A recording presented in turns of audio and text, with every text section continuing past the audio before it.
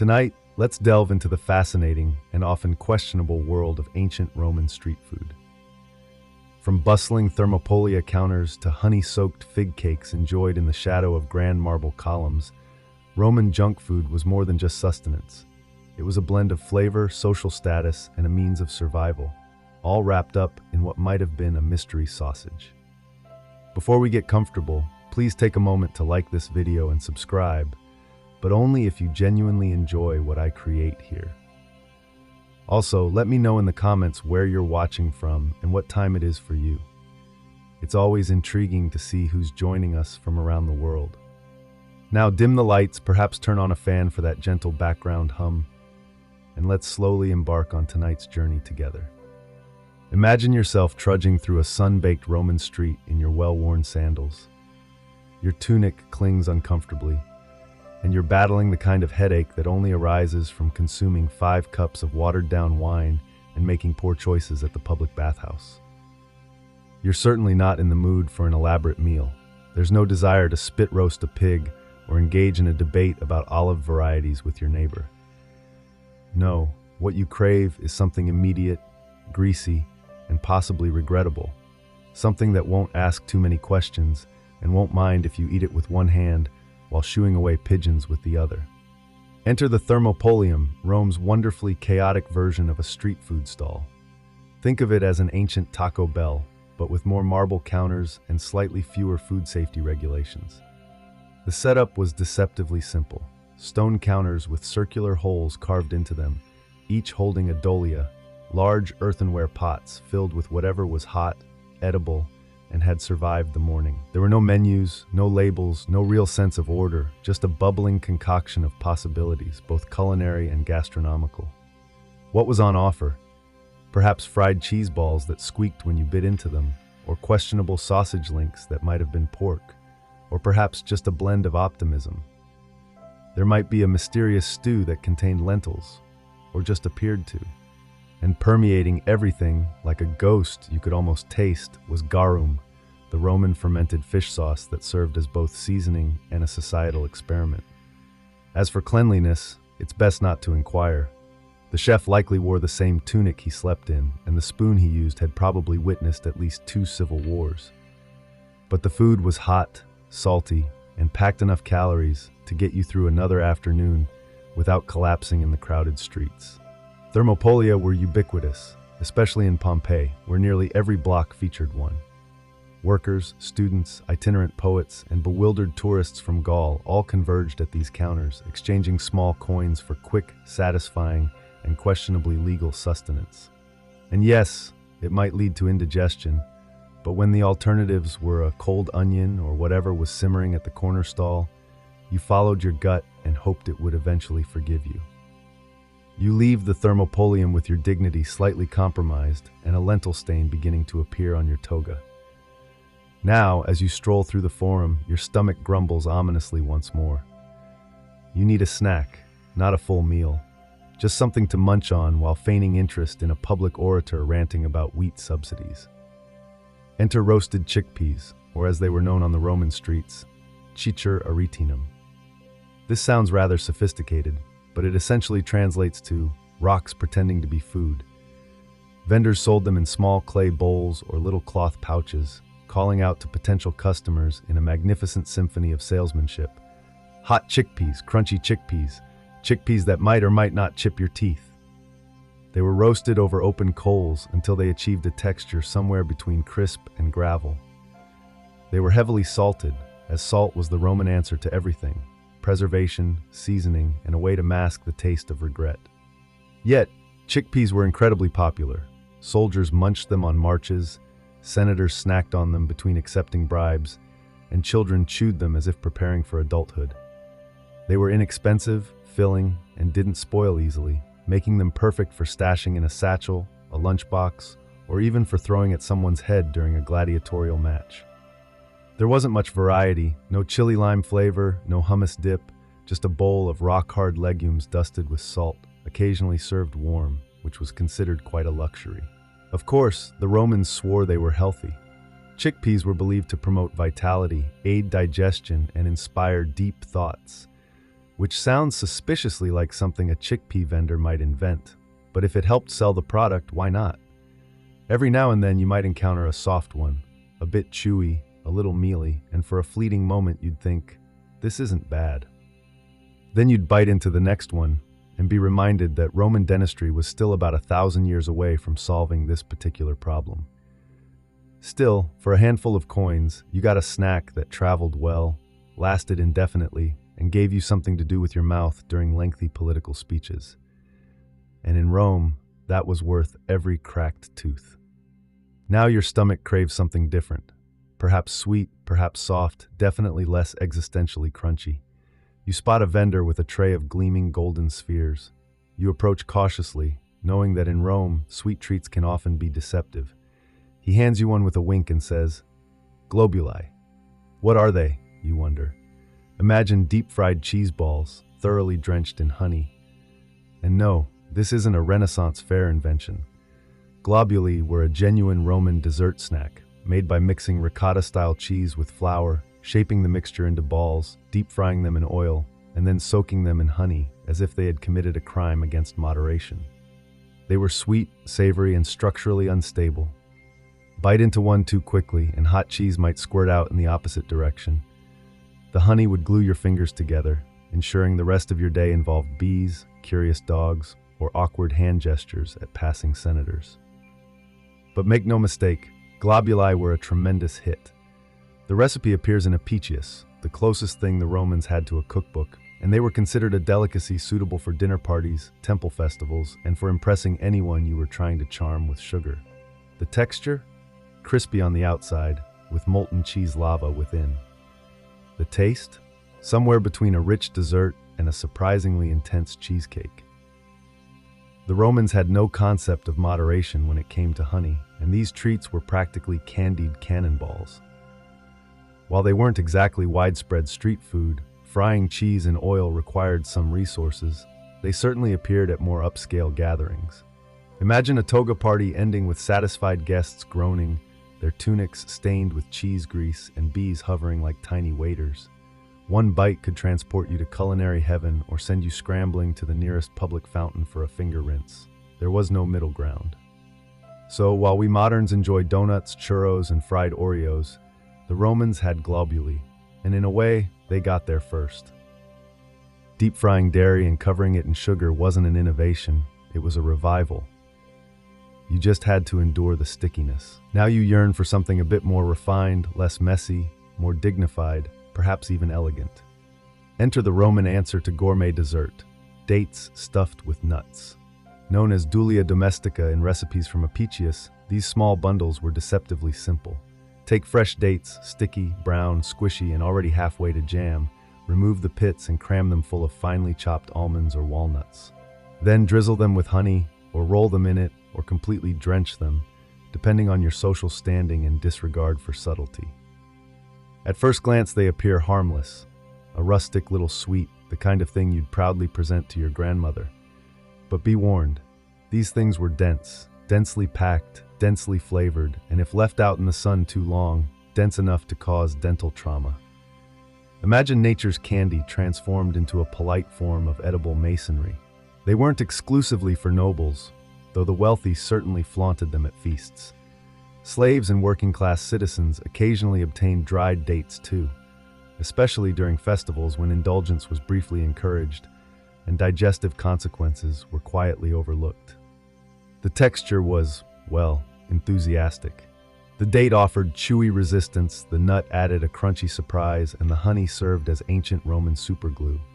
Eating one often required dedication and privacy.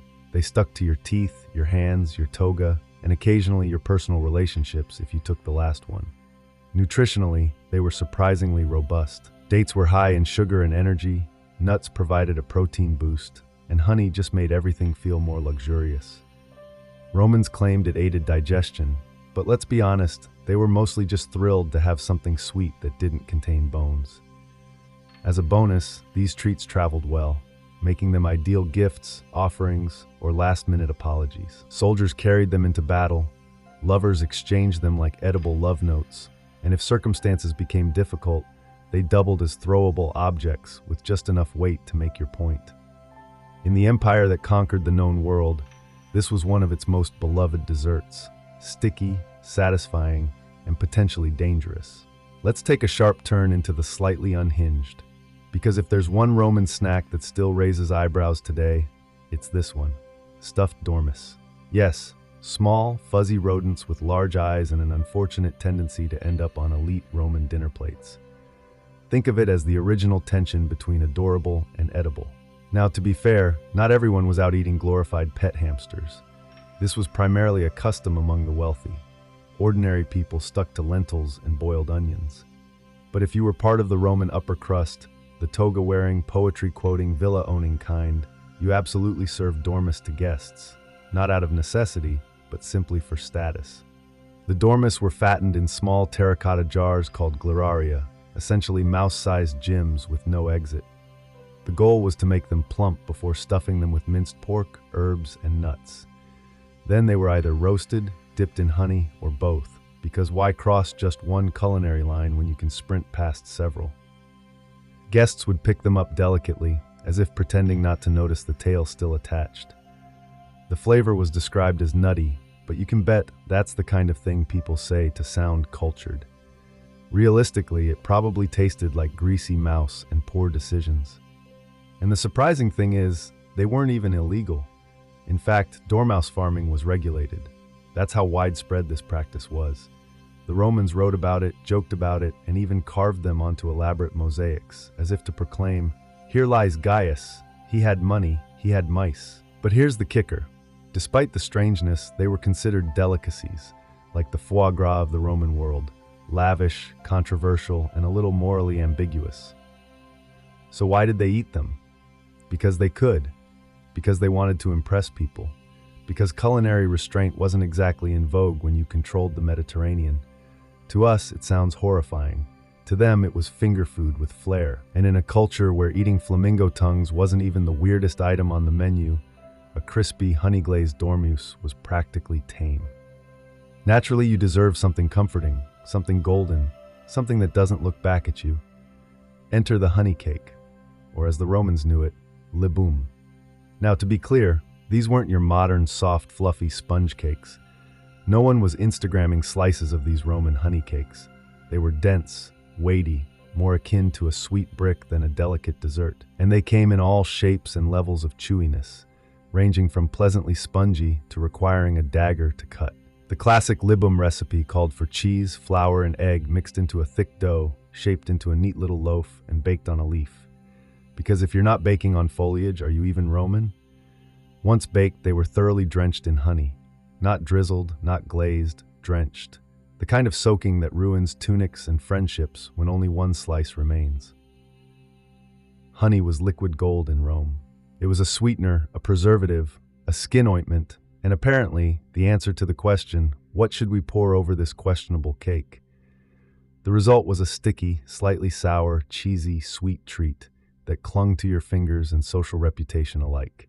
They were served at religious festivals, family gatherings, and as offerings to the household gods, which meant that occasionally your breakfast pastry was also a spiritual sacrifice. No pressure. And just like every other Roman dish, there were class distinctions baked in. Poorer families might use barley or rye flour, skip the cheese, and use a splash of diluted honey, a cake in technicality only. The rich, of course, added nuts, spices, and enough honey to drown a centurion. But here's the key. They were beloved.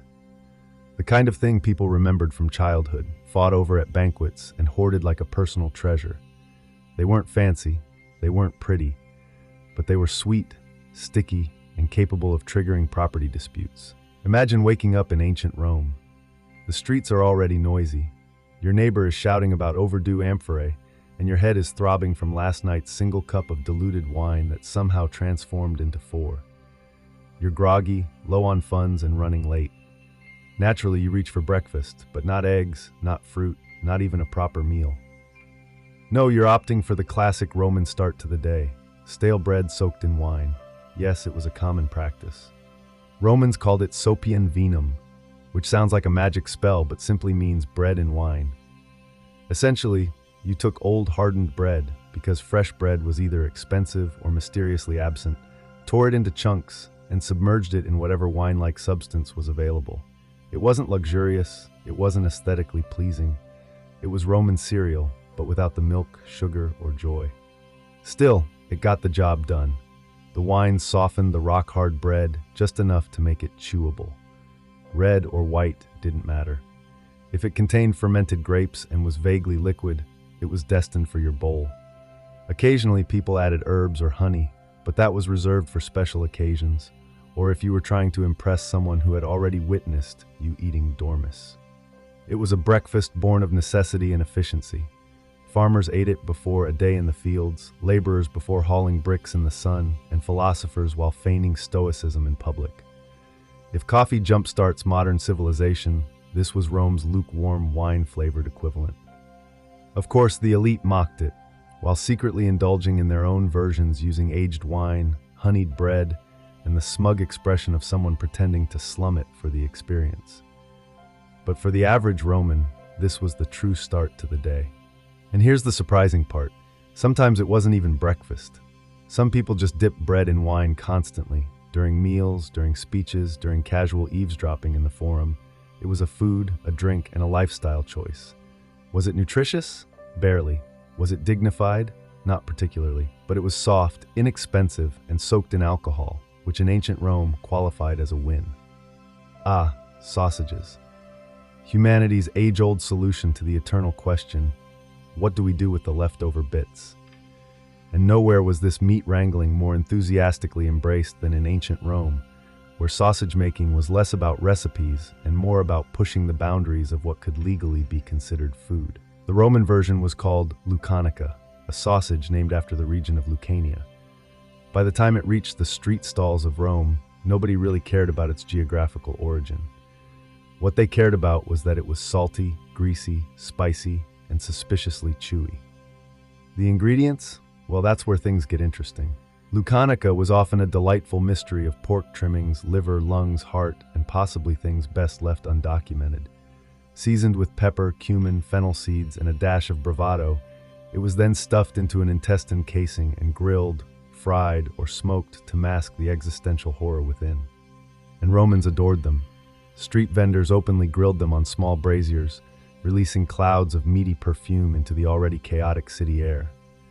People would line up, toga askew, coins in hand, waiting for their hot, greasy fix.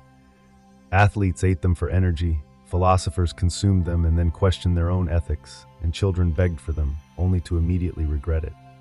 Of course, sausage quality varied wildly. Those at imperial feasts might be finely ground and delicately spiced.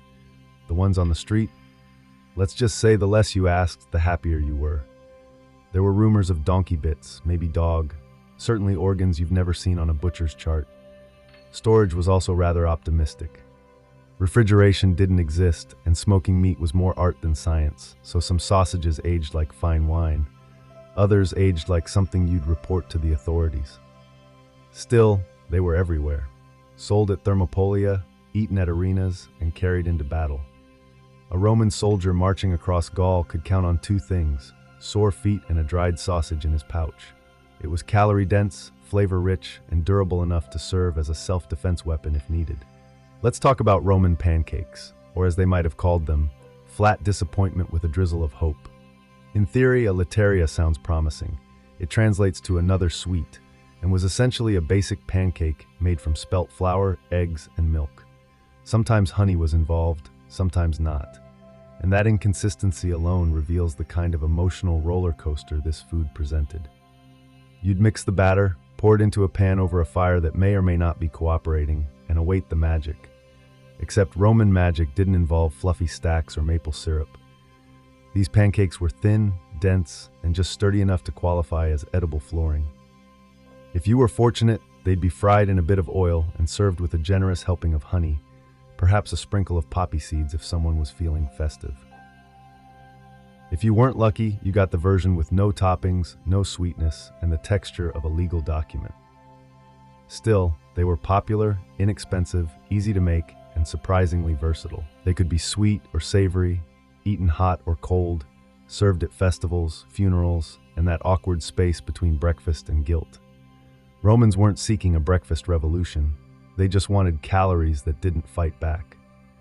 But make no mistake, if you're imagining a modern pancake with strawberries and whipped cream, immediately adjust your expectations downward.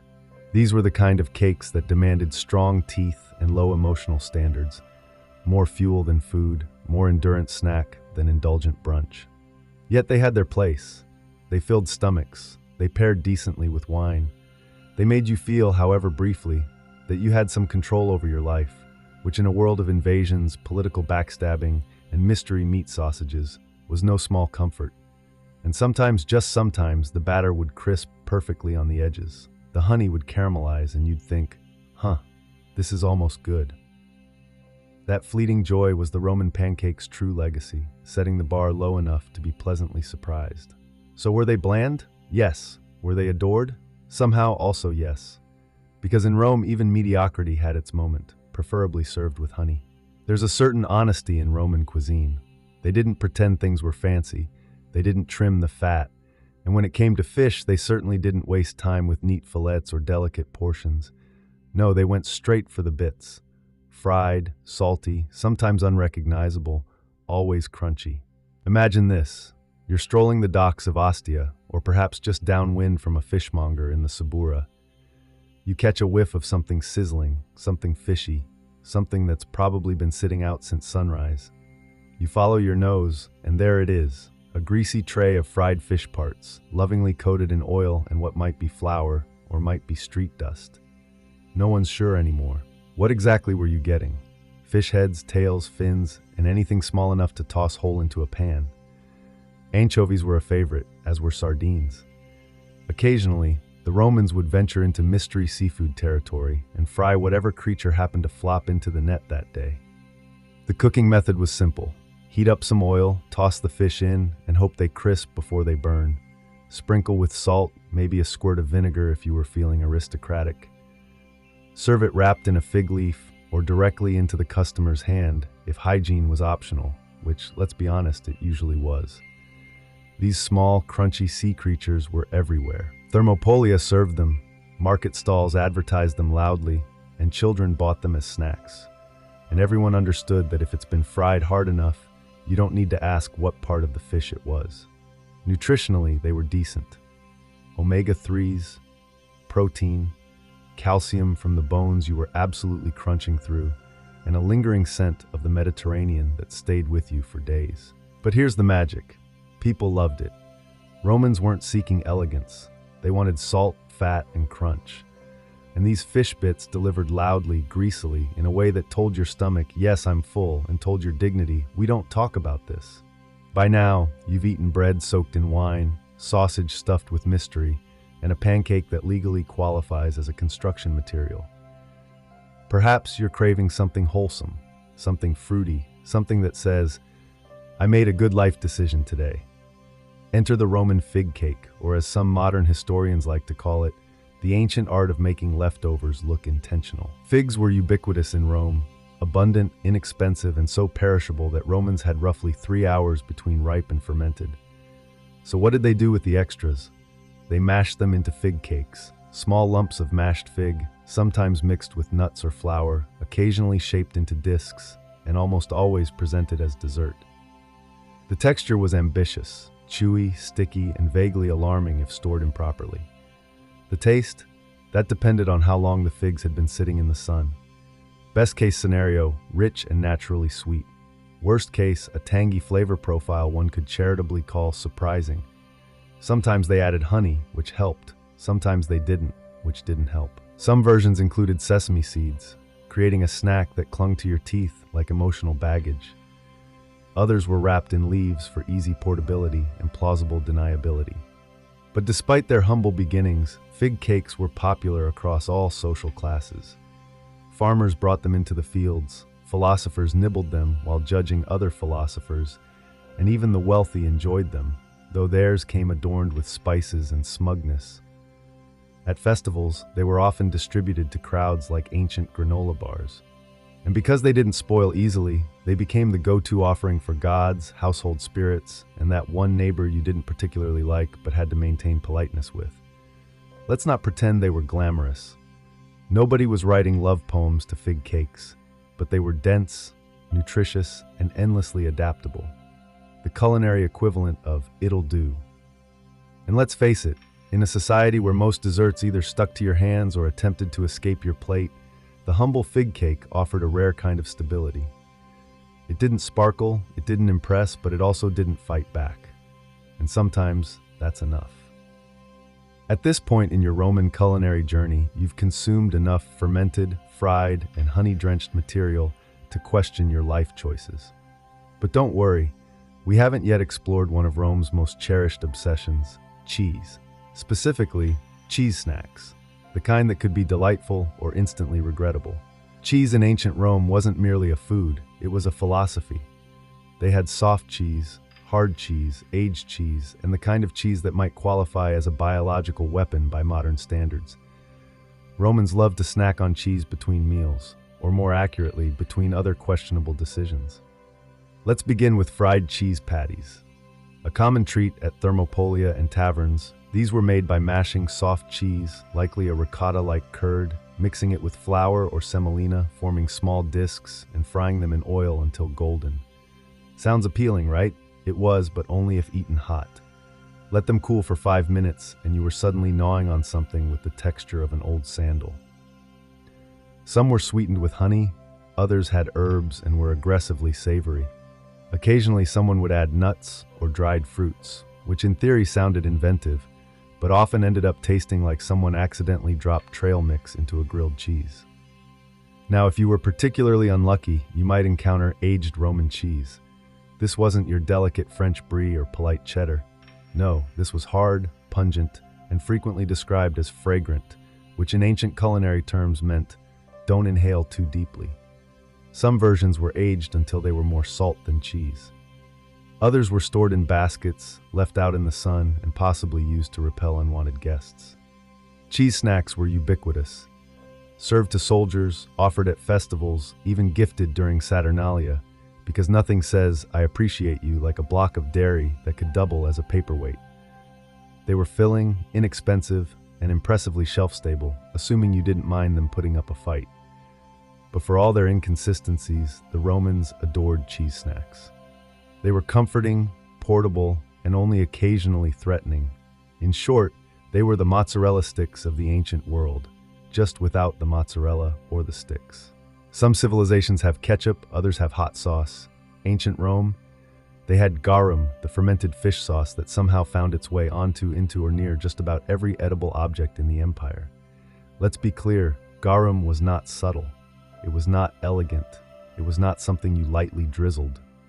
It was fermented fish juice made by stuffing fish guts into clay pots, adding copious salt, and then leaving the entire mixture to sit in the sun until it stopped, well, screaming. The result, a brown, oily, salty, tangy liquid that Romans poured over meats, vegetables, grains, and yes, snacks. Bread dipped in garum? Absolutely. Roasted nuts with garum? Why not?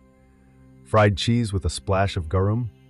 You're living dangerously, but that's Roman cuisine for you. And it wasn't just for taste. Garum had social clout. There were different grades, some for the poor, and others so exclusive they were aged longer than your average gladiator. Liquamen, alec, and other variations were sold across the empire, with labels boasting origins, purity, and probably imaginary health benefits. Think of it as the ancient Roman version of organic, artisanal soy sauce, but with more intestines. It should be noted that the smell of garum production was so offensive, it was legally restricted to outside city limits. That's right. Even in Rome, where sewage flowed freely and public baths were occasionally experimental at best, garum factories were banned from residential neighborhoods. But once bottled and shipped, it was liquid gold. Emperors hoarded it, cooks swore by it, and hungry citizens slathered it on nearly anything that didn't move. It was Rome's favorite flavor bomb and its most widely tolerated olfactory crime. Did people actually enjoy it? Apparently yes. They praised it in poems, included it in cookbooks, and wrote love letters to recipes that began with, "First, drown everything in garum." Was it healthy? Possibly. Was it overwhelming? Always. Did it add something magical to fried street snacks?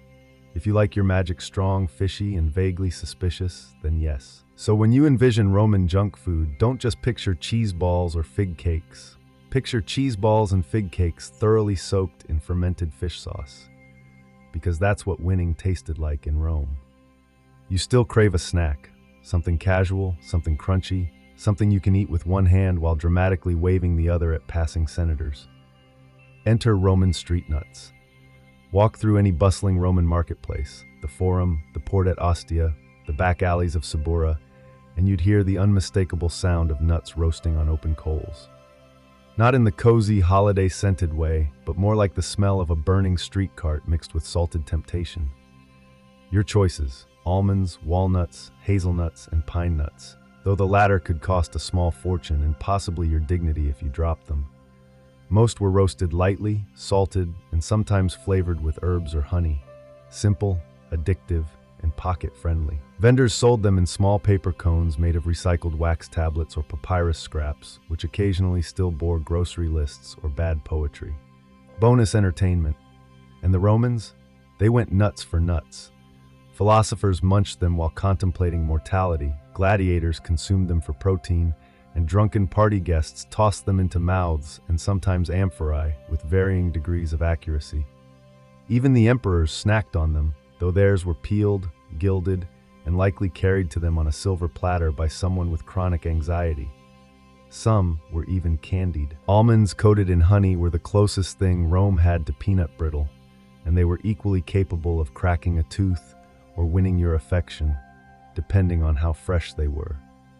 Of course, there were downsides. Overeating nuts, especially the garum-dusted kind, could lead to indigestion, social consequences, and dramatic readings of your last will and testament. But that didn't deter anyone, because street nuts were fast, inexpensive, and deeply satisfying. They were the original Roman vending machine. Insert a coin, receive crunchy joy. No fuss, no mystery meat, no tales, just a handful of salty delight in a city powered by wine, ambition, and low-grade chaos. You've partied like a senator, you've bathed in wine, sung poorly at a Saturnalia feast, and perhaps even kissed someone who turned out to be your cousin's slave. It's the morning after. Your toga is on sideways, and your mouth tastes like garum and questionable life choices. You need help. But in Rome, help doesn't arrive in the form of aspirin or black coffee. No, what you receive is a heroic, semi-medicinal snack and the vague hope that Jupiter still loves you. Enter hangover food, Roman edition. First up is the cure-all, wine-soaked bread. Yes, again. Because what better way to fix a wine-induced disaster than with more wine, now absorbed into a stale loaf so dry it threatens to exfoliate your gums? Or perhaps you're offered a raw egg stirred into spiced wine, known as pusca ovata. Think of it as a protein shake, minus refrigeration, hygiene, or joy. Gulp it down and try not to gag, while someone older than the Republic insists it restores your humors. Still feeling woozy? Time for a snack platter from Etruscan hell. Olives, garlic, vinegar-soaked onions, and perhaps a bite of pickled fish, because nothing clears the sinuses like salty brine and regret. One famous option was fried cabbage with cumin and oil. Supposedly miraculous, realistically greasy, pungent, and likely to create more problems than it solved. Roman doctors swore by it. Roman diners mostly swore at it. There were also sweet options, figs with honey and vinegar, or dates soaked in wine and dusted with pepper. These, to be fair, probably did help. They were sugary, hydrating, and just weird enough to distract you from your headache. And if all else failed, you could always go full gladiator. A handful of barley, a raw onion, and a punch to the chest to wake you up. No science, just confidence and shame. Of course, Romans didn't call it a hangover. They called it being troubled in the head, which frankly sounds more accurate. And while their cures were hit or miss, they believed in them with the same fervor they believed fried dormice were classy. So there you are, hunched over a thermopolium counter, sipping spiced vinegar and chewing cabbage while praying to Bacchus for mercy. Welcome to recovery, Roman style. Before he became the scourge of Rome, before elephants thundered over the Alps, Hannibal Barca was just a boy, wide-eyed, sharp-minded, and already forged in the fire of revenge. The year is around 237 BCE. Carthage, the once proud North African power, has just lost the First Punic War to Rome. And the man nursing that wound more deeply than anyone else was Hamilcar Barca, the boy's father. He wasn't just a general, he was a symbol of Carthaginian resilience, fierce, brilliant, and bitterly humiliated by Rome's victory. And he wasn't done fighting. So when Hamilcar prepared to leave for Iberia, what we now call Spain, to rebuild Carthage's strength and carve out a new empire, he took his 9-year-old son with him. But this wasn't a bonding trip. This was indoctrination. Before their departure, legend says Hamilcar brought Hannibal to the temple of Baal and had him place his tiny hand on a bloody sacrificial altar. There he made his son swear a sacred oath that he would never be a friend to Rome. Not tolerate, not ignore, never be a friend. Think about that. Not many children are raised with mathematics, swordplay, and a lifelong vendetta as their school subjects. But Hannibal wasn't raised like other children. His classroom was a war camp. His father was his general, and his curriculum was revenge. As they marched into Iberia, Hannibal watched and learned. He witnessed his father win brutal battles, form shaky alliances, and conquer territory mile by mile. Every Roman ambassador who came sniffing around, Hannibal studied. Every negotiation that failed, every Carthaginian soldier who bled on foreign soil, he remembered it. By the time Hamilcar died and command passed to Hannibal's brother-in-law, Hasdrubal, the boy was already hardened. When Hasdrubal was assassinated years later, Hannibal, now 26, was voted by the army to take command. Not the Senate, not the elders, but the soldiers, the ones who had seen him grow up, fight, and lead. And in that moment, the oath of a child hardened into the mission of a man. Rome may have won the first round, but Hannibal Barca was about to change everything they thought they knew about warfare and about fear. Hannibal didn't waste time warming the commander's seat. The moment he took control of the Carthaginian forces in Iberia, he unleashed a campaign so brutal, so effective, that it would make Rome tremble from across the sea. He began with the tribes of Hispania, fractured, proud, and constantly at odds with each other. Instead of marching in like a conqueror, Hannibal used diplomacy, marriage alliances, and bribery to win some of them over. For the rest, he used steel. Tribes that resisted were crushed with a combination of battlefield brilliance and psychological warfare. Hannibal didn't just fight battles, he staged them. He would allow one part of his army to feign retreat, only to flank and surround the enemy once they believed they were winning. He played mines as easily as he wielded swords, and the soldiers loved him for it. Hannibal shared their food, marched alongside them, and fought in the thick of combat. He wasn't some pampered general observing from a gilded chariot. He bled with them. He inspired loyalty the same way he inspired fear, in huge, overwhelming doses. As Carthage's power grew in Iberia, Rome began to feel the pressure. They had signed a treaty with Hasdrubal before his death, which stipulated that Carthage wouldn't cross the Ebro River. But Hannibal wasn't interested in Roman paperwork. He had a much grander scheme in mind, so he targeted the city of Saguntum, a Roman ally just south of the Ebro. Attacking it wasn't just bold, it was practically a declaration of war. Rome watched nervously, unsure if Carthage would restrain this ambitious young general. Spoiler alert, they didn't. The siege of Saguntum was brutal and efficient. Hannibal starved them, bombarded their walls, and finally overran the city. Survivors were either killed or sold into slavery. Rome had its answer. Hannibal wasn't bluffing, and he wasn't afraid. The Roman Senate was outraged, of course. They demanded Carthage hand over Hannibal for violating the treaty. Carthage's response? A collective shrug. The Senate debated. The nobles bickered. But no one had the courage, or perhaps the desire, to rein him in. Hannibal had become larger than Carthage, and now, with Iberia under his control and Rome fuming across the sea, he turned his eyes toward Italy. Not by ship, not through a polite declaration of war, but by accomplishing the impossible. He would bring the war to Rome's doorstep, and he would do it with elephants. When Hannibal announced his plan to invade Italy, not by sea, not by treaty, but by land through the Alps, his officers thought he had lost his mind.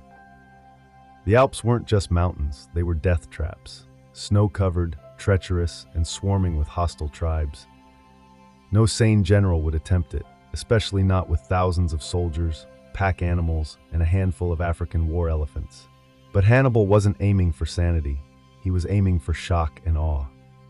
In 218 BCE, he began the most daring military maneuver in ancient history. With an army of around 50,000 men and 37 elephants, Hannibal marched north from Iberia, crossing the Pyrenees, skirmishing with Celtic tribes, and eventually reaching the Rhone River. There, he used rafts and local guides to ferry his elephants across. Yes, elephants on rafts. The logistics alone were astonishing. Rome was caught completely off guard. They expected him to arrive by sea, or at worst through the predictable coastal routes. But Hannibal was rewriting the rulebook, and he hadn't even reached the Alps yet. When they finally began the Alpine ascent, everything that could go wrong did. Landslides buried equipment, snow blinded the troops, altitude sickness, freezing winds, and starvation killed thousands. Supplies ran low, morale plummeted, men began to desert, elephants slipped on the icy paths and plunged into ravines. One soldier reportedly had to chisel frozen horse hooves free from icy rock with a pickaxe. But Hannibal pressed on. He rallied his men by pointing to the distant plains of Italy, promising them rich farmland, plunder, and revenge against Rome. He used fire to shatter ice, vinegar to weaken rock, and sheer willpower to drag his army over nature's deadliest obstacles. After 2 harrowing weeks, barely alive and with fewer than half his original force, Hannibal emerged on the other side, into the Po Valley, exhausted, frostbitten, and battered. But in Italy and in Rome, they were horrified. They had never imagined an enemy would knock on their door in such a fashion. The Alps weren't supposed to be crossed, let alone with elephants. But Hannibal had done it. It wasn't just a march, it was a message. Rome isn't safe, nowhere is, I'm here. And he wasn't planning on leaving anytime soon. Hannibal wasted no time once he reached Italian soil. Even with a diminished force, he immediately began recruiting discontented Gallic tribes in northern Italy, Rome's enemies.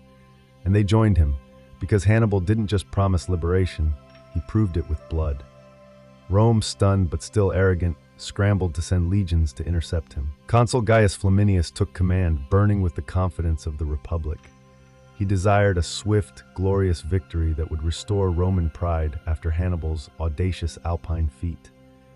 But Hannibal had already chosen his battlefield, and it wasn't going to be glorious for anyone in a red cloak.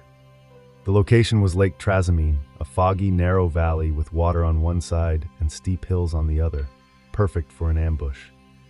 Hannibal stationed his infantry in front, clearly visible, like bait.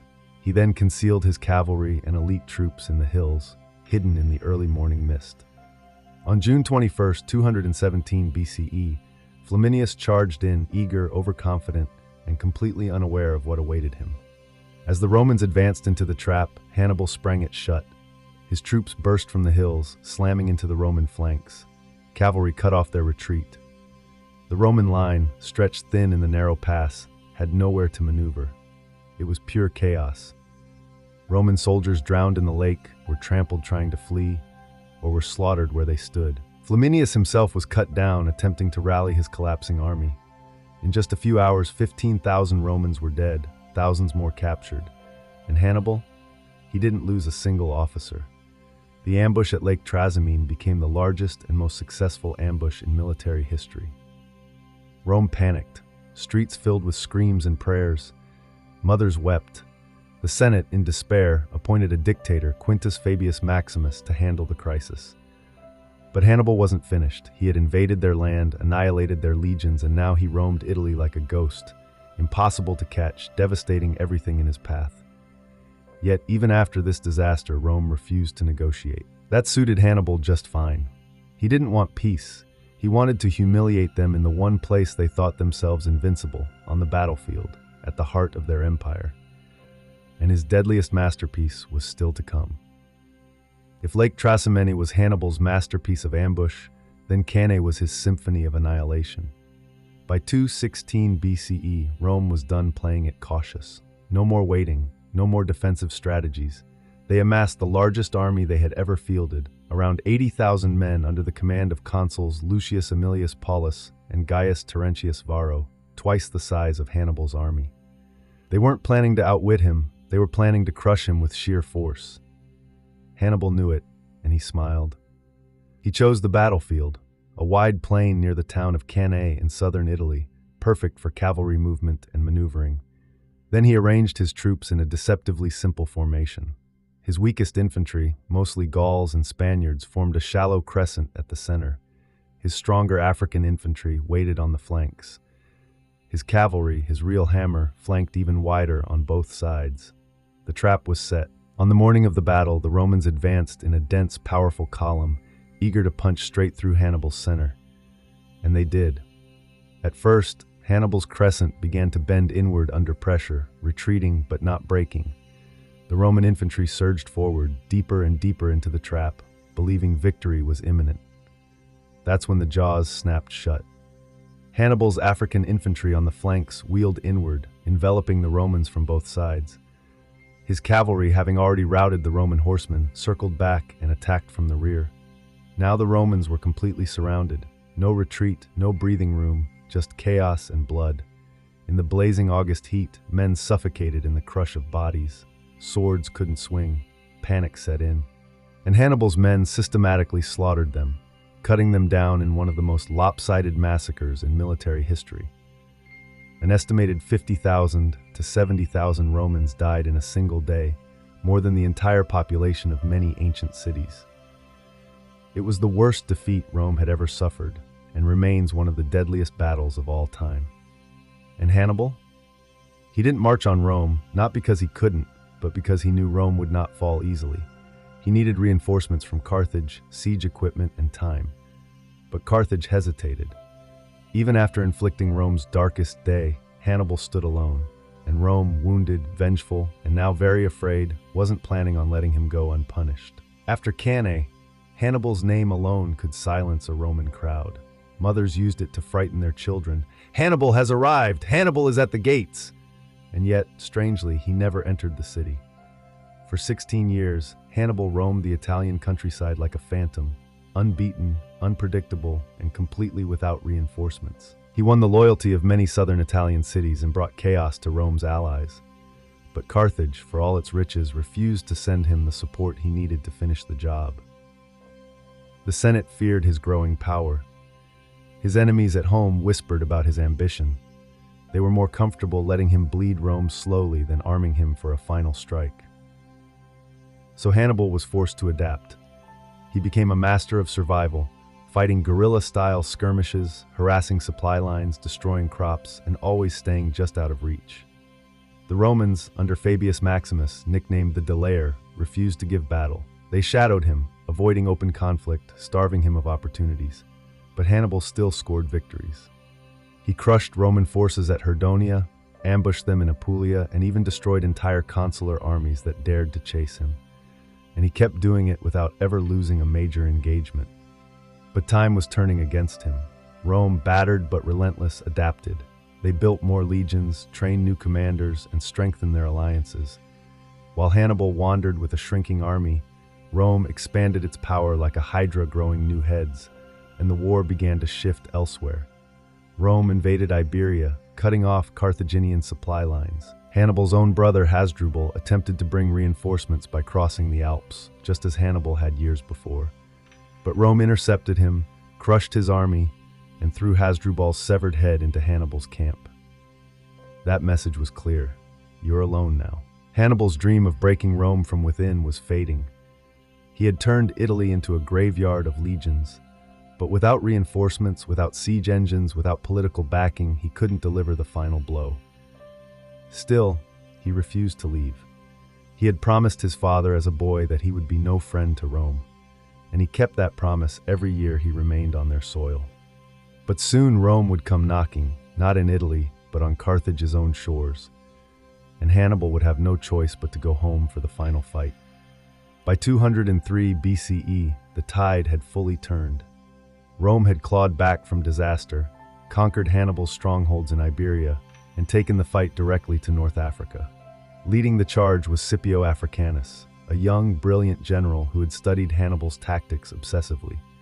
Rome was no longer content to wait. They wanted Carthage destroyed. And to save itself, the Carthaginian Senate had to do the unthinkable. They summoned Hannibal home. After 16 years of near-mythical campaigning in Italy, Hannibal left the land he had bled for. He returned to Carthage to defend a city that had abandoned him, and to face a man trained in the art of Hannibalic warfare. The final showdown came at Zama in 202 BCE. This time, the armies were nearly evenly matched. Hannibal commanded a force of veterans, levies, and 80 war elephants. Scipio, meanwhile, had disciplined Roman legions and Numidian cavalry, crucially led by Massinissa, a former Carthaginian ally who had switched sides. Hannibal opened the battle with a massive elephant charge. It was intended to shatter the Roman lines. But Scipio had anticipated this. He ordered his troops to part, creating corridors that funneled the elephants safely through. The beasts either panicked or passed harmlessly between the Roman ranks. Some even turned back, trampling Hannibal's own lines. What followed was a fierce infantry clash. Hannibal's veterans fought valiantly, even pushing back Rome's front lines. But when Scipio's cavalry returned from the flanks and attacked from behind, just as Hannibal had done at Cannae, the Carthaginian formation collapsed. The roles had reversed. Hannibal, once the master of encirclement, was now its victim. Carthage was forced to surrender. The terms were brutal. They had to give up their fleet, pay a massive indemnity, and promise never to wage war without Rome's permission. Hannibal had lost. But it wasn't just a military defeat, it was the death of a vision. His lifelong mission to break Rome's grip on the Mediterranean was shattered in the North African dust. Yet even in defeat, Rome didn't kill him. They feared him too much to make him a martyr. Instead, they let him live, knowing full well they hadn't seen the last of him. Because Hannibal Barca wasn't done making history. Not yet. Hannibal returned to Carthage, not as a defeated general, but as a survivor. While Zama had broken Carthage militarily, Hannibal still commanded immense respect. The people saw him not as the man who lost the war, but as the man who nearly won it against impossible odds. So what did Hannibal do? He reinvented himself. He became a politician. Yes, the man who had once commanded elephants through the Alps now sat in the Carthaginian Senate, rooting out corruption, reforming finances, and trying to repair the shattered state. He slashed taxes, paid off debts, and revitalized Carthage's economy, quickly gaining a reputation as a brilliant, if unpopular, reformer. But Rome wasn't watching from the sidelines. They feared Hannibal's mind more than his sword. A strong Carthage, even a peaceful one, was a threat if Hannibal was at the helm. So Rome accused him, falsely, of conspiring with enemy states. Cornered once again, Hannibal fled. Thus began his second life, the life of a hunted exile. He wandered from court to court, offering his military genius to foreign kings, first to Antiochus III of the Seleucid Empire, Rome's newest rival. Hannibal tried to rally them for another great war, but Antiochus ignored much of his advice and lost spectacularly. Rome's influence only grew. After Antiochus's defeat, Hannibal kept running. He became a ghost, drifting through Asia Minor, pursued constantly by Roman envoys who demanded his surrender at every port. And yet, wherever he went, he left whispers, stories, fear. The name Hannibal still sent chills down Roman spines. Despite his defeats, he remained a symbol of defiance, a one-man rebellion against imperial arrogance. He couldn't raise new armies. He had no homeland, no power, just a brilliant mind, a long shadow, and enemies who never stopped watching him. By now he was in his 60s, gray-haired, worn thin by decades of war and exile. But even then, Hannibal remained sharper than most living generals, and Rome still wasn't satisfied. They wanted him erased, not just from politics or the battlefield, but from the story itself. So they came for him one final time, and Hannibal, true to character, would not let them have the satisfaction. By the early 180s BCE, Hannibal had become a living legend and a liability not just to Rome, but to every kingdom that dared to shelter him. He was now hiding in Bithynia, a small kingdom in Asia Minor ruled by King Prusius I. Hannibal, ever the strategist, helped the king win a naval battle using a trick straight out of his playbook. Catapults loaded with clay jars filled with venomous snakes, launched onto enemy ships to sow chaos and fear. Even in his final years, his mind was still 2 moves ahead. But Rome didn't care about snake jars. They wanted Hannibal gone forever. They pressured Prusias, sent emissaries, and made threats. Eventually, word reached Hannibal that his sanctuary had been betrayed. Roman agents were closing in on the villa where he was hiding. He didn't run this time. According to legend, Hannibal had long kept a vial of poison hidden in a ring, carried with him as insurance.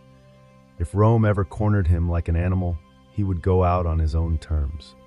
Now the moment had come. He reportedly wrote a short message before taking the poison. Let us relieve the Romans from their long anxiety, since they think it too tedious a task to wait for an old man's death. Just like that, it was over. Hannibal Barca, Rome's greatest nightmare, died not on a battlefield but in a foreign land, hunted, exiled, and alone. And yet, even in death, Rome couldn't bury him. They destroyed his city, razed Carthage decades later in the Third Punic War, and salted its earth. But they never forgot him.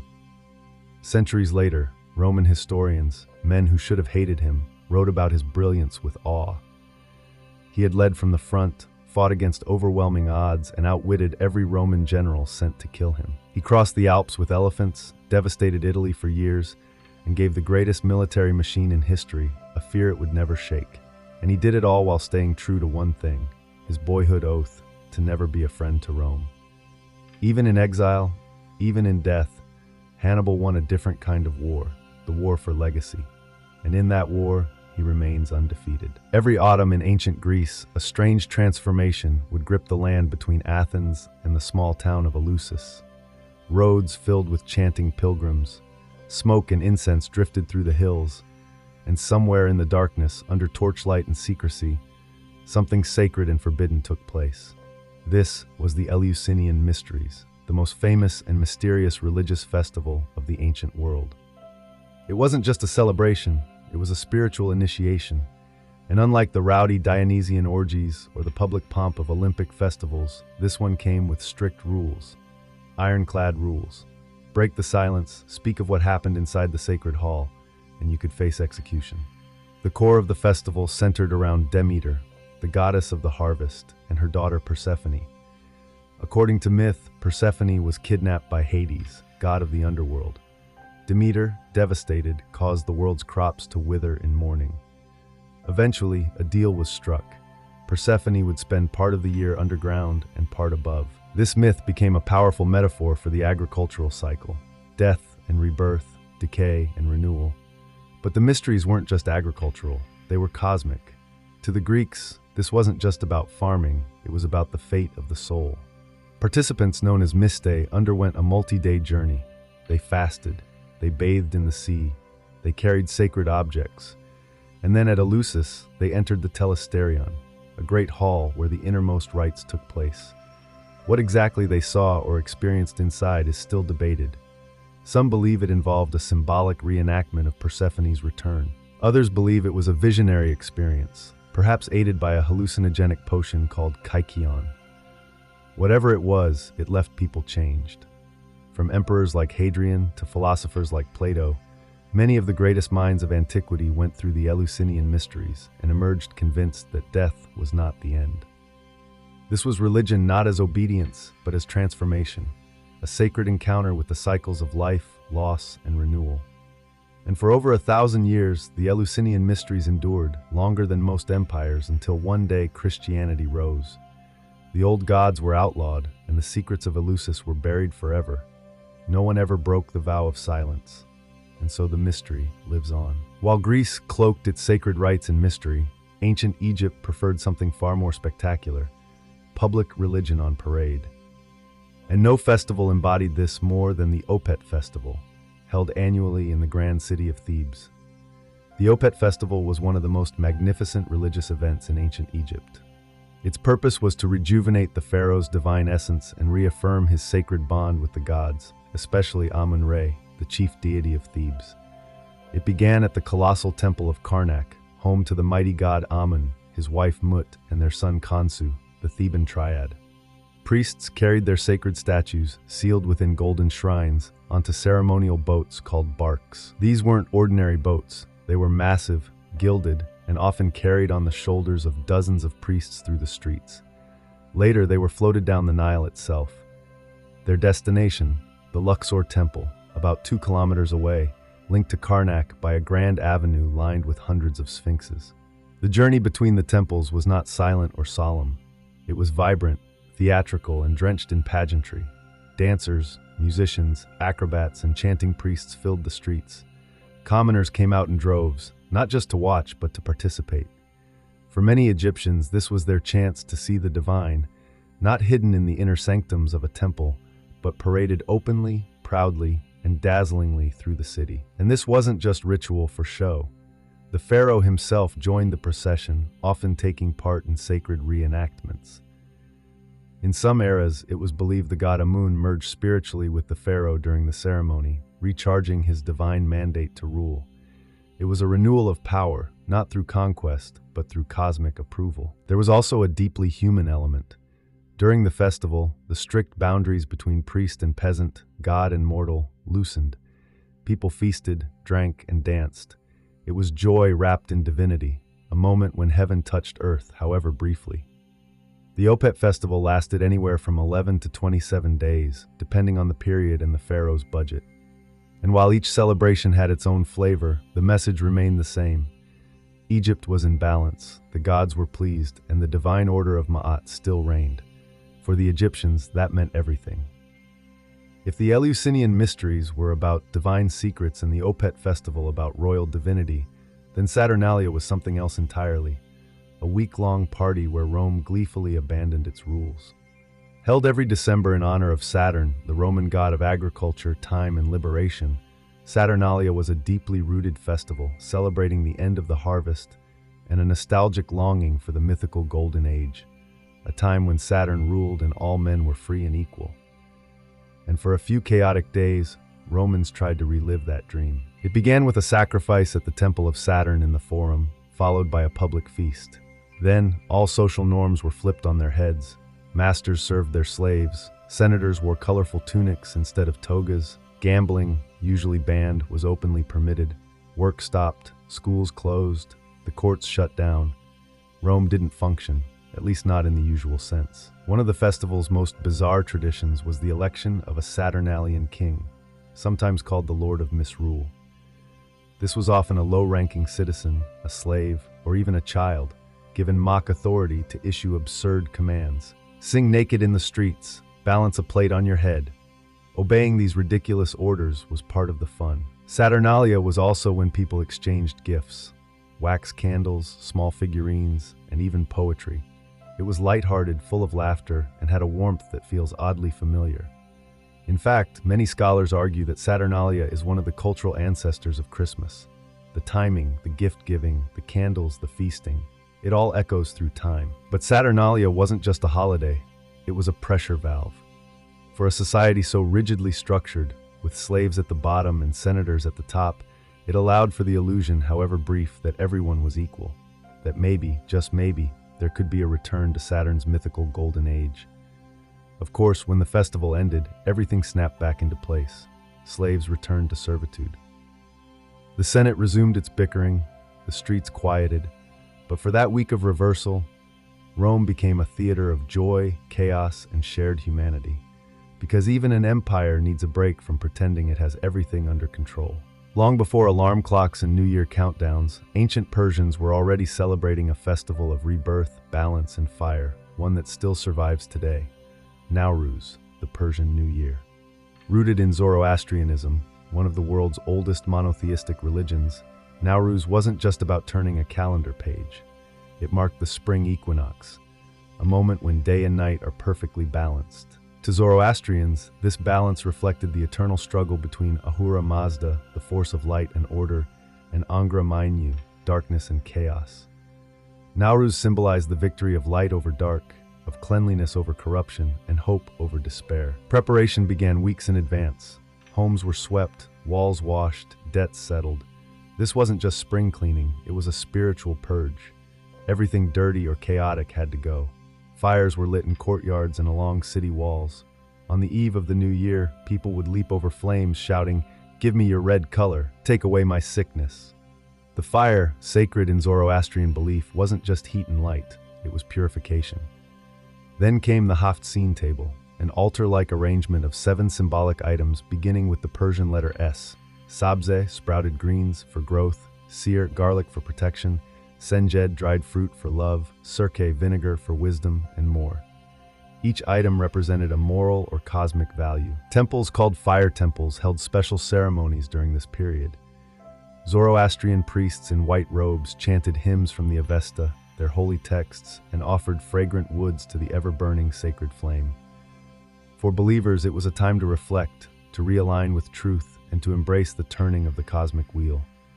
But Nowruz wasn't just solemn, it was joyous. Families gathered, tables overflowed with food, children received gifts, and musicians filled streets with drums and flutes. For a society that prized cosmic order, this was a moment when everything reset, not just the year, but the soul. Nowruz outlived empires. It was celebrated by the Achaemenids, the Parthians, the Sasanians, and it continues today across Iran, Central Asia, and beyond. Few ancient religious festivals have endured this long. But then again, few are built so elegantly around something as universal and eternal as light returning to the world. In ancient Athens, worship didn't always mean incense and silence. Sometimes it meant masks, wine, and a god who knew how to throw a party. Dionysus, god of wine, fertility, theater, and sacred madness. And no festival captured his chaotic brilliance like the Great Dionysia, held every spring. This festival wasn't some fringe cult celebration. It was one of the most important public events in the Athenian calendar. It honored Dionysus not through animal sacrifice or solemn chants, but through drama, tragedy, and comedy performed in his name. It began with a procession through the city. Citizens carried giant phallic symbols, yes really, waved ivy-covered staffs, and chanted hymns as they led a statue of Dionysus to the Theater of Dionysus at the foot of the Acropolis. There were flutes, dancers, and a tidal wave of wine-fueled enthusiasm. Then came the performances. Over several days, playwrights competed in a sacred contest, presenting 3 tragedies and 1 satyr play each. These weren't casual shows, they were state-sponsored events, judged by elite citizens and watched by up to 15,000 people at a time. Attendance was a civic duty.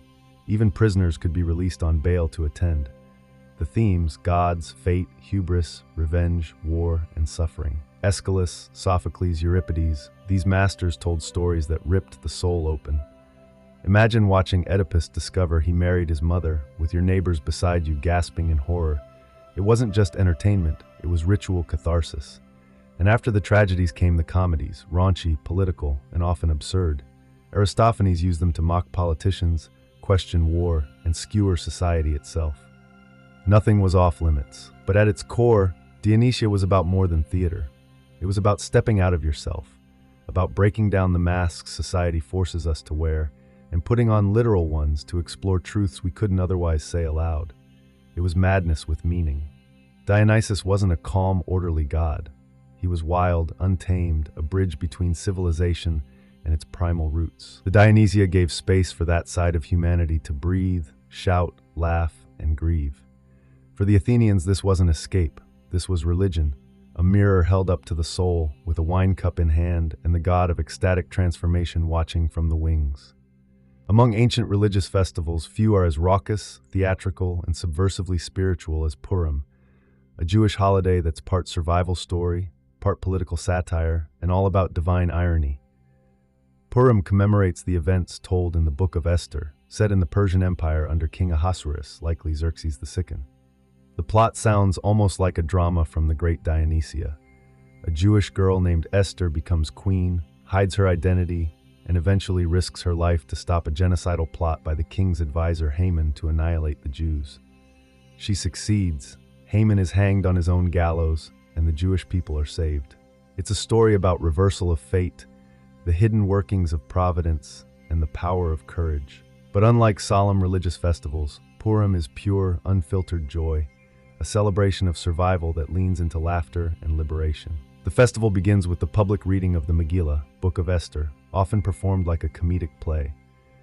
Every time Haman's name is mentioned, the crowd drowns it out with graggers, noisemakers, boos, and shouting. Children dress up as Esther, Mordecai, or even Haman. Costumes and chaos are encouraged.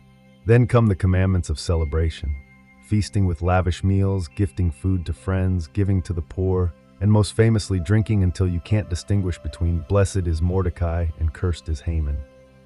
Yes, that's actually written in the Talmud. But behind the festivity lies something profound. Unlike other Jewish holidays, God is never mentioned by name in the Book of Esther. Not once. It's the only book in the Hebrew Bible with that distinction. This absence forces readers to look for hidden divine intervention, a lesson in faith without direct revelation. Purim teaches that even when miracles don't look like parted seas or fire from heaven, they can still unfold behind palace doors through courage, risk, and unlikely heroes. So people celebrate with parody, masks, satire, and storytelling.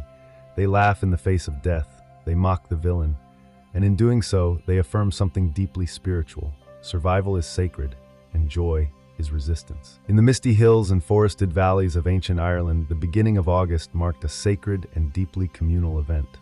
Lughnasadh, pronounced Lunasa, the Celtic festival honoring Lugh, the god of light, craftsmanship, and war. Unlike the grand temple festivals of Rome or Egypt, Lughnasadh was celebrated outdoors, on hilltops, in fields, and by sacred wells. It wasn't about imperial spectacle. It was about the land, the harvest, and the fragile bargain between humans and nature. Lugh, the namesake of the festival, was a solar deity, a shining warrior, and a master of all arts. But Lughnasadh wasn't just about worshipping him directly. According to myth, Lugh held the first festival to honor his foster mother, Tailtiu, who died from exhaustion after clearing the plains of Ireland to make way for farmland. In her honor, people gathered to give thanks for the first grain harvest and to ensure the earth would continue to provide. So how did they celebrate? It started with a ceremonial cutting of the first sheaf of grain, followed by offerings to the gods and spirits of the land. This wasn't just symbolic. If the harvest failed, winter would be cruel. Gratitude and ritual were a form of spiritual insurance. But Lughnasadh was also a social explosion. People traveled for miles to participate in fairs, markets, competitions, and athletic games, often referred to as the Tailteann Games, a kind of mystical precursor to the Olympics. Contests included running, wrestling, horse racing, and even feats of poetry and storytelling. It was also a prime time for trial marriages. Couples could commit to a union that lasted a year and a day. If it didn't work out, they could literally walk away by standing back to back and walking in opposite directions. The gods, apparently, had no issue with prenups. There were bonfires, feasting, and dancing on sacred hills. But always beneath the revelry was a humbling awareness. Nature gives and nature takes. Lughnasadh was both a celebration and a warning, a time to enjoy the first fruits but also to begin preparing for darker days ahead. In a world ruled by seasons, this festival marked the shift from sunlight to shadow. The wheat was in hand, but winter was already watching. In the heart of the Indian subcontinent, as winter melts into spring, an explosion of color, music, and fire erupts across villages, towns, and cities. It's loud, it's wild, it's sacred. This is Holi, one of the most joyful and symbolic festivals in ancient Hindu tradition.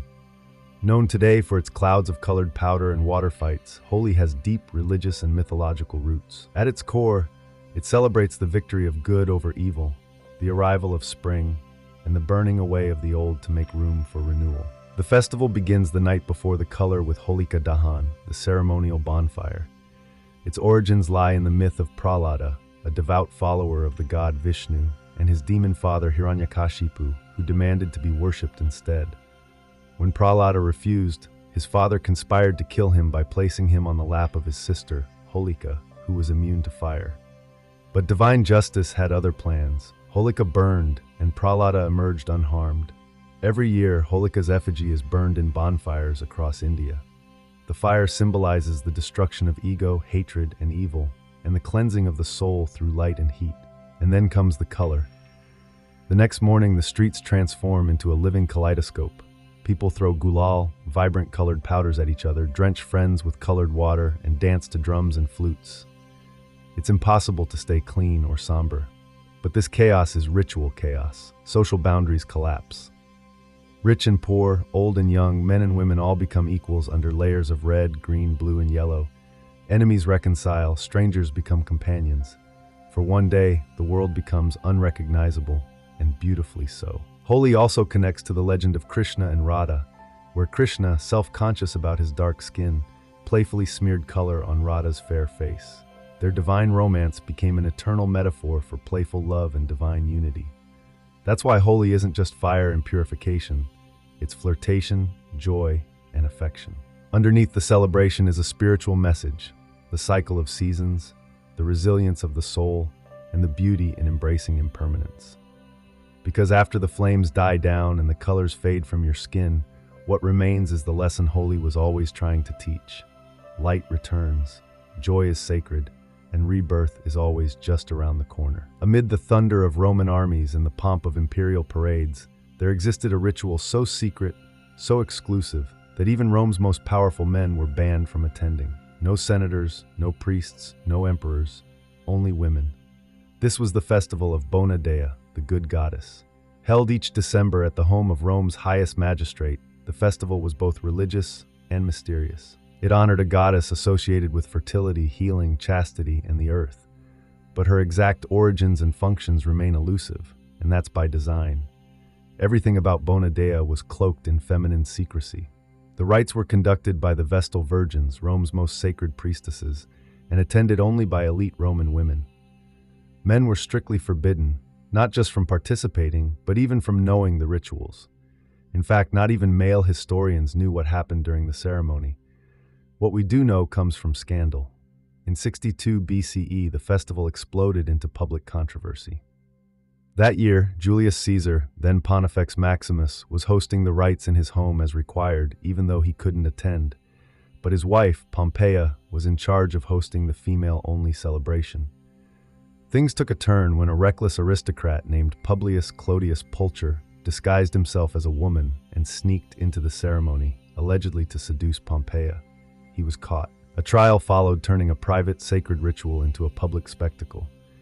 Although Clodius was acquitted, likely through bribery, Caesar divorced Pompeia, famously declaring that Caesar's wife must be above suspicion.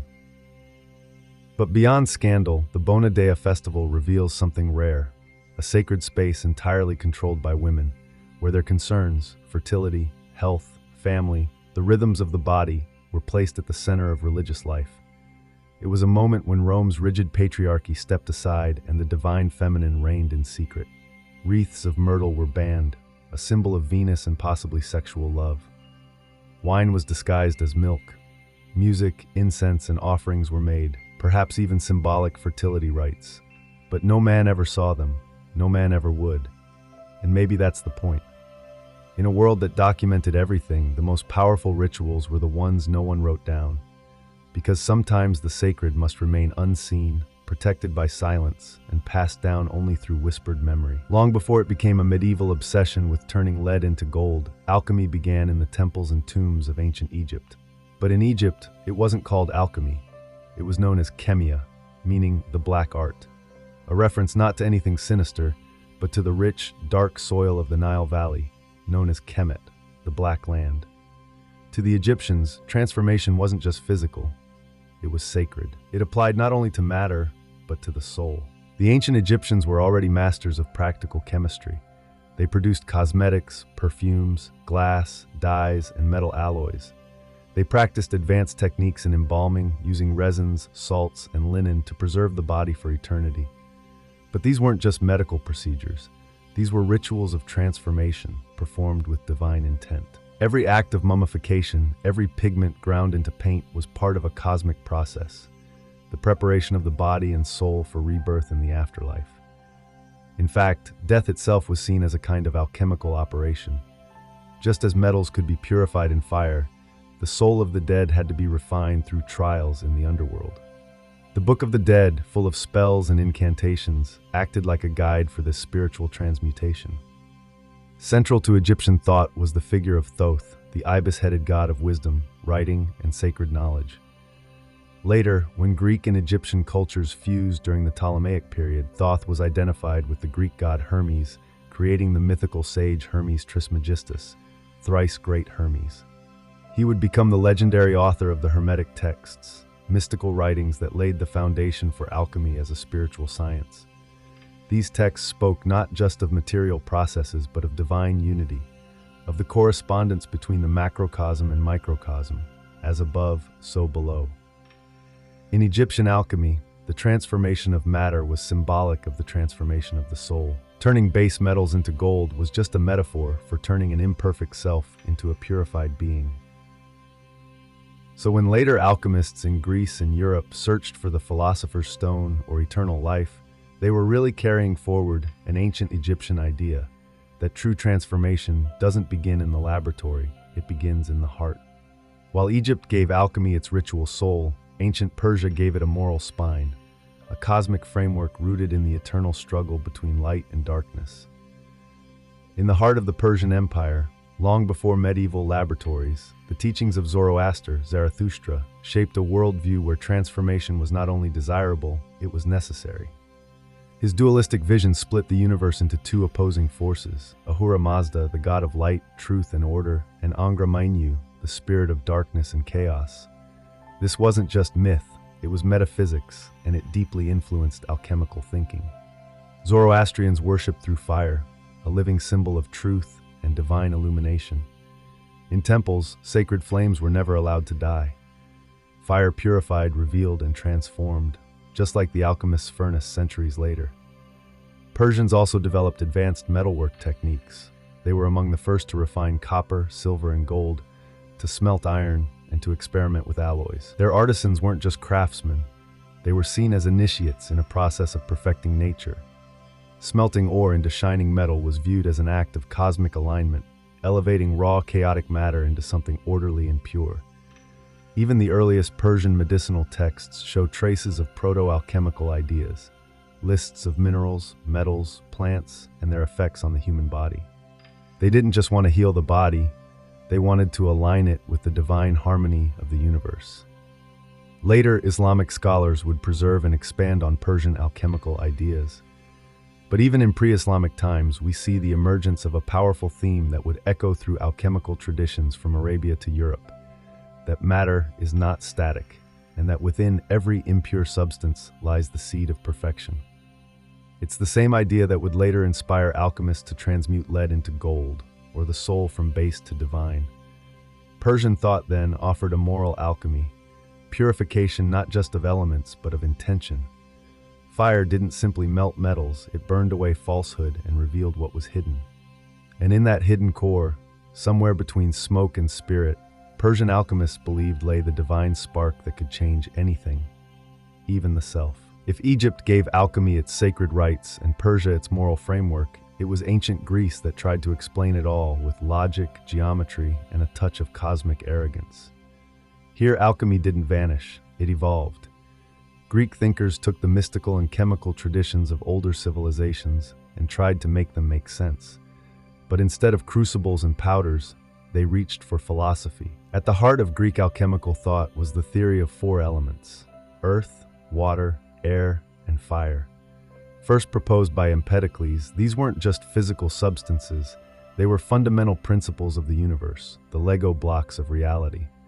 Change, according to this view, was simply the rearrangement of these elements. Fire could become air, water could become earth, and all things were in a constant dance of transformation.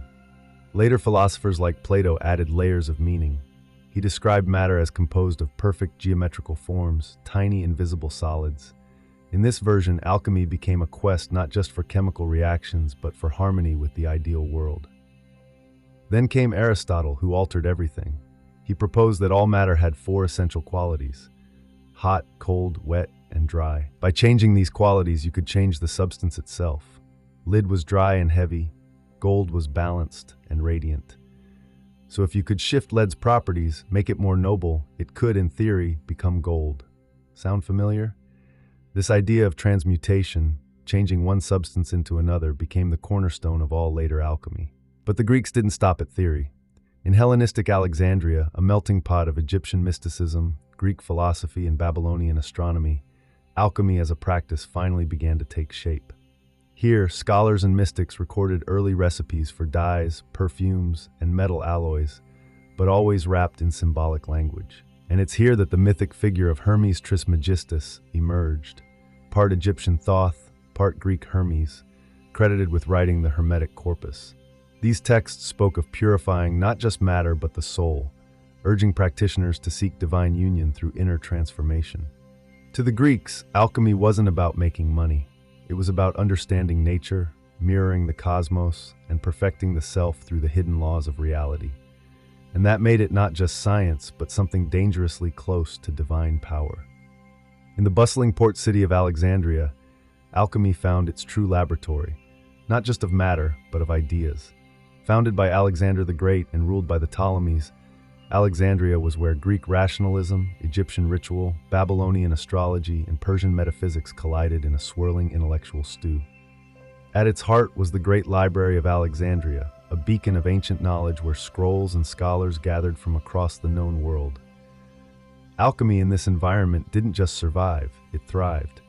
It was here that alchemy became both spiritual and practical, mystical and experimental. Egyptian temple rites merged with Greek natural philosophy, Babylonian star charts were studied alongside Greek medicine and Egyptian metallurgy. The result, a new kind of knowledge, half science, half sacrament. One of the earliest and most mysterious figures of Alexandrian alchemy was Mary the Jewess. She's credited with inventing some of the first alchemical apparatus. The bain-marie, a double boiler still used in kitchens today, the tribikos, a distillation device, and a system of vapor purification. Her work suggests that alchemists weren't just theorizing, they were conducting real chemical experiments. Another key figure was Zosimos of Panopolis, a 3rd to 4th century CE alchemist who left behind some of the earliest known writings on alchemy in Greek. But Zosimos didn't see alchemy as just physical. He wrote of dreams, visions, and spiritual purification. For him, turning lead into gold was a metaphor for turning the corrupted human soul into something divine. He described the alchemical vessel not just as a container for substances, but as a symbol of the body, the fire, the soul's inner torment, the vapor, the divine essence rising. His writings blurred the line between chemistry and mysticism, matter and metaphor. Alexandrian alchemists also leaned heavily on Hermeticism, the teachings of Hermes Trismegistus. As above, so below, they wrote. The microcosm reflects the macrocosm. Purify one and you touch the other. In Alexandria, alchemy was no longer just about materials, it was about reality itself. It asked not just what things were made of, but why they could change, and whether the soul could be transformed alongside matter. Alchemy had become a mirror of the cosmos and of ourselves. And it was only just getting started. When the Great Library of Alexandria fell into ruin and Europe slipped into the early Middle Ages, it was the Islamic world that became the new guardian of alchemical knowledge. From the 8th to the 13th centuries, under the Abbasid Caliphate, the Islamic Golden Age transformed cities like Baghdad, Cairo, and Cordoba into centers of scientific and philosophical inquiry. Greek, Persian, and Indian texts were translated into Arabic at a remarkable pace, and among them were the foundational writings of alchemy. But here's the twist. Islamic scholars didn't just preserve ancient alchemy, they transformed it. Enter Jabir ibn Hayyan, known in the West as Geber, a polymath working in 8th century Kufa. He's often called the father of chemistry, though his legacy is steeped in mystery. Jabir's writings, which number in the hundreds, blended Greek elemental theory, Persian mysticism, and Quranic cosmology into a structured science. He introduced a systematic approach to experimentation. He believed all metals were composed of sulfur and mercury, not in the literal sense, but as principles. Sulfur representing combustion and change, mercury standing for liquidity and volatility.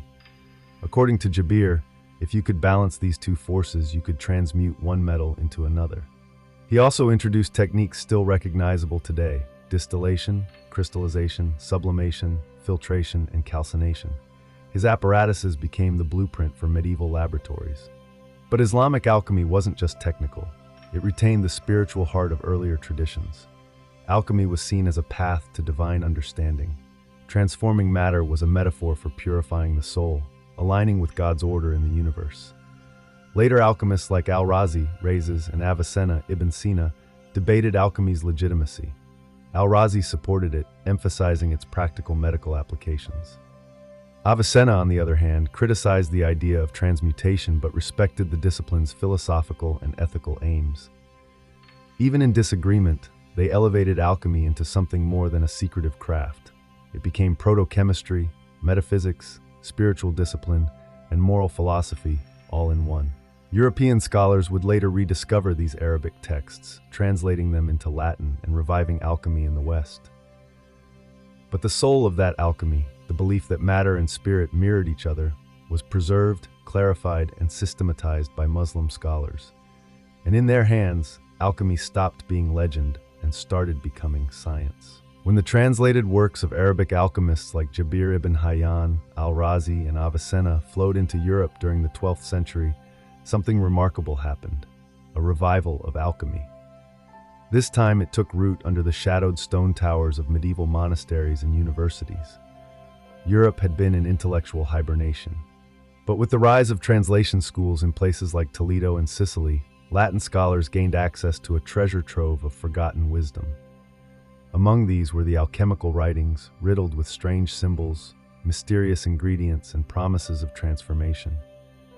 The Europeans were captivated.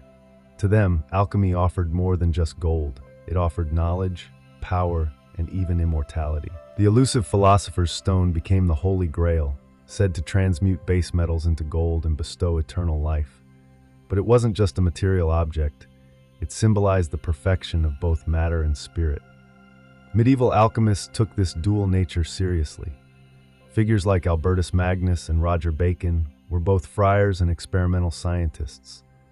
They believed that God had encoded the secrets of creation into the natural world, and that alchemy was a way to read that divine script. For them, alchemy wasn't sorcery, it was Christian natural philosophy, a means to understand the divine order through the transformation of substances. Laboratories became monastic cloisters of fire and glass. Retorts, alembics, crucibles, and furnaces filled with substances like sulfur, mercury, antimony, and lead. Experiments were recorded in coded texts, full of allegory and metaphor, a tradition that made alchemy seem arcane and impenetrable. But beneath the symbolism, serious work was being done. One of the most influential figures of this period was Pseudo-Geber, a mysterious Latin writer who adapted Arabic works into European forms. His books became standard references for later alchemists. Another key name was Arnold of Villanova, who blurred the lines between medicine and alchemy, focusing on creating elixirs that could heal and rejuvenate the body. For all its secrecy, medieval alchemy wasn't underground. It was debated in universities, sponsored by princes, and practiced by priests. Yet despite its spiritual ambitions, many still chased the gold, sometimes literally, sometimes metaphorically. And so medieval Europe kept the flame of transformation burning. One part faith, one part fire, and one part philosophical dream.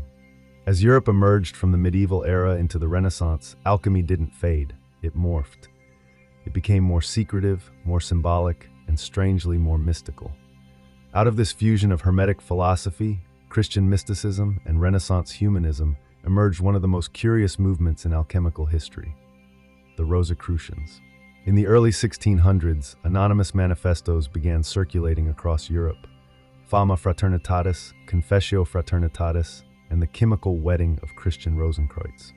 These texts told the story of a hidden brotherhood, the Fraternity of the Rosy Cross, founded by a mythical figure named Christian Rosenkreuz, who had journeyed through the East, learning secret wisdom before returning to Europe to quietly guide spiritual seekers. But here's the twist. There's no evidence the Rosicrucians existed as an actual organization, at least not at first. They were an idea, a symbol, and their influence was profound. Rosicrucian alchemy was not about making gold, it was about enlightenment. It combined alchemical transformation with Christian esotericism, seeing the purification of metals as a metaphor for the purification of the soul. The philosopher's stone became a symbol for Christ consciousness, inner rebirth, and union with the divine. Their manifestos promised a reformation of science, religion, and politics, a secret spiritual revolution that would lead humanity into a new golden age. But they offered no addresses, no names, no leaders, just symbols: the rose, secrecy and beauty, and the cross, sacrifice and transformation. This was alchemy as spiritual allegory, rich in metaphor, full of veiled references. The Rosicrucians believed that truth was hidden, not because it was forbidden, but because it had to be earned through personal transformation. Their ideas influenced scientists, mystics, artists, and poets. Isaac Newton owned Rosicrucian texts. Johann Valentin Andreae, thought to be the author of The Chemical Wedding, saw the story as allegory, yet it spread like wildfire through occult circles. By now, alchemy had become layered with meaning. To some, it was still about materials. To others, it was pure metaphor. To the Rosicrucians, it was a spiritual path hidden in plain sight. And though their brotherhood may have been mythical, their influence was very real. whispering through the centuries that the true gold is within. As the 17th century unfolded, alchemy began rubbing shoulders with something unexpected: modern science. But it wasn't a clean break. The line between alchemist and chemist was blurred, and many of the figures who built the scientific method were paradoxically still chasing the philosopher's stone. One of the most famous examples, Isaac Newton. Yes, the same man who formulated the laws of motion and gravitation spent more time in his life studying alchemy than physics. In secret, Newton filled notebooks with arcane experiments, analyzing ancient symbols and attempting to uncover the divine mechanics of the universe. To him, the cosmos was a divine machine, and alchemy was a language written in fire and gold to understand it.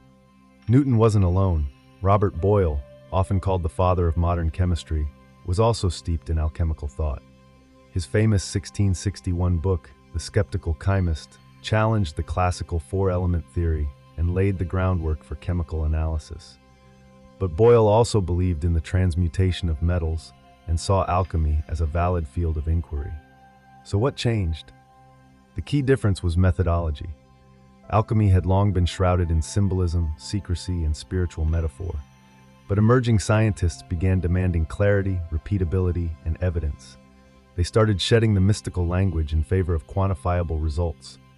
The laboratory, once a place of occult wonder, became a space of measurable reaction and precision tools. Alchemical instruments, crucibles, alembics, furnaces, evolved into the backbone of modern chemistry.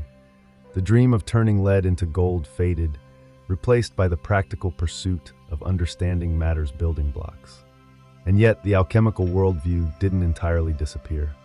The notion that matter can transform, that systems contain hidden patterns, and that humans can shape the natural world through deep understanding, these alchemical ideas quietly endured. They simply dressed in lab coats instead of robes. By the 18th century, alchemy was largely dismissed as pseudoscience. But history isn't so tidy. The truth is, modern science was built on alchemical foundations. And the alchemists, with all their strange symbols and impossible dreams, did more than tinker with metals. They asked the fundamental question, can the world be changed? And that question still drives science today. By the 19th century, alchemy had seemingly vanished, dismissed by rational thinkers as a quaint relic of pre-scientific superstition. But like mercury in a flask, its essence never truly disappeared. Instead, alchemy transmuted, finding new life in psychology, literature, art, and even modern spirituality. The most surprising inheritor of alchemical thought, Carl Jung, the Swiss psychologist. To Jung, alchemy wasn't about literal transmutation, it was a symbolic map of the human psyche. He studied alchemical texts obsessively, recognizing in their cryptic diagrams and metaphors a language of the unconscious. The philosopher's stone became a symbol of self-actualization. The alchemical process, calcination, dissolution, fermentation, coagulation, mirrored the psychological journey toward individuation, the integration of all aspects of the self. Alchemy, Jung believed, was the original therapy, a coded spiritual practice disguised as proto-chemistry. Its real aim wasn't to make gold, but to heal the soul. And in this sense, alchemy never stopped evolving. In literature, it lives on in works like Faust, The Alchemist, and countless fantasy stories where hidden knowledge, transformation, and redemption take center stage. In modern spirituality, alchemy serves as a metaphor for personal growth, the idea that life's suffering, if refined, can produce wisdom and wholeness. Even in science, echoes remain. The dream of alchemy, to understand and master the transformation of matter, finds a curious reflection in nuclear physics, where elements really can be transmuted. The alchemists were wrong about how it works, but not that it was possible. And culturally, we still chase alchemical goals. The search for a cure-all medicine, the pursuit of eternal youth, the fascination with the hidden, the symbolic, the transformative.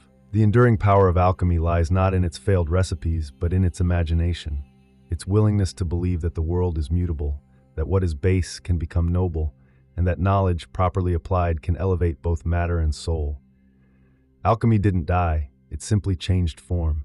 It became chemistry, it became psychology, it became story, it became metaphor, and in some ways, it became you. Because every time you struggle, grow, suffer, refine, and emerge stronger, you're performing your own little alchemy. Not in gold, but in spirit. And that was always the real magic.